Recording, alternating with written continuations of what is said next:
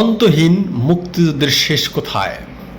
British পিরিয়ডে আমাদের দাদারা ভাবলেন কোনো মতে ইংরেজদের যদি খেদানো যায় তাইলে আমরা ভারতবর্ষের মানুষ শান্তিতে থাকতে পারবো। এরপর পাকিস্তান পিরিয়ডে আমাদের বাবারা ভাবলেন কোনো মতে যদি পাকিস্তানিদের খেদানো যায় তাইলে আমরা বাংলাদেশের মানুষ শান্তিতে থাকতে পারবো। আর এখন আমাদের প্রজন্ম চিন্তা করলো শেখ হাসিনারে যদি কোনোভাবে খেদানো যায় তাইলে আমরা শান্তিতে থাকতে পারবো। কিন্তু হইলটা কি? ব্রিটিশদের তাড়ানোর পরও পাকিস্তান ভালো থাকতে পারলো না, পাকিস্তানকে তাড়ানোর পরও বাংলাদেশ ভালো থাকতে পারলো না।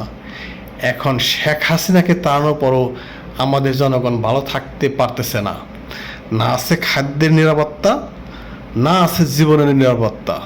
অথচ রাসূল সাল্লাল্লাহু আলাইহি ওয়াসাল্লাম মাত্র 23 বছরের মধ্যে বিশ্বের সবচাইতে জাহিলি দেশটাকে উন্নত দেশে রূপান্তরিত করেছিলেন। সবচাইতে বাজে চরিত্র মানুষগুলোকে সোনার মানুষে রূপান্তরিত করেছিলেন।